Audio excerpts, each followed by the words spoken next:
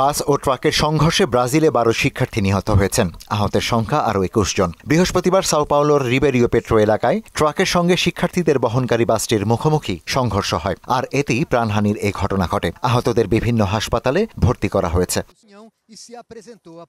এদিকে গাজার ধ্বংসস্তূপের ভেতর থেকে আরও 22 জনের মরদেহ উদ্ধার করা হয়েছে। এ নিয়ে নিহতের মোট সংখ্যা দাঁড়িয়েছে 48,300-তে। তবে সরকারি মিডিয়া অফিস বলছে নিহতের সংখ্যা 61,700 নয়, কারণ ধ্বংসস্তূপের নিচে চাপা পড়া হাজারো ফিলিস্তিনি এখনও নিখোঁজ রয়েছেন। হামাসের হাতে আটক 6 ইসরায়েলি জিম্মিকে গাজায় মুক্তি দেওয়ার কথা রয়েছে। এরই মধ্যে তাদের নাম প্রকাশ করেছে স্বাধীনতাকামী সংগঠনটি। বিনিময়ে কারাগারে আটক 602 জন ফিলিস্তিনিকে মুক্তি দেবে ইসরায়েল। স্থানীয় সময় সকাল 8:30টায় হস্তান্তর করার কথা জানিয়েছে হামাস।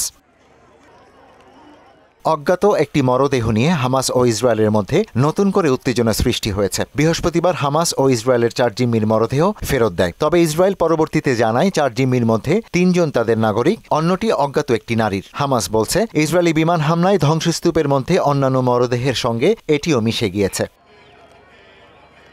অন্যদিকে সরকারের ব্যয় কমানোর উদ্যোগের অংশ হিসেবে পেন্টাগনের প্রায় 5,000 কর্মী ছাঁটাইয়ের ঘোষণা দিয়েছেন মার্কিন প্রেসিডেন্ট ডোনাল্ড ট্রাম্প। এই পদক্ষেপটি আগামী সপ্তাহে কার্যকর হতে পারে বলে শুক্রবার পেন্টাগনের এক বিবৃতিতে জানানো হয়। এরই মধ্যে বিভিন্ন সংস্থার 20,000 কর্মী ছাঁটাই করা হয়েছে। আর যুক্তরাষ্ট্রের সশস্ত্র বাহিনীর প্রধান জেনারেল চার্লস কিউ ব্রাউন, নৌবাহিনী প্রধান অ্যাডমিরাল লিসা ফ্র্যাঙ্কচেটি এবং বিমান বাহিনীর উপপ্রধান জেনারেল জেমস স্লিফকে বরখাস্ত করেছেন president Donald Trump. Ishtiaq Hossain, Mohona digital.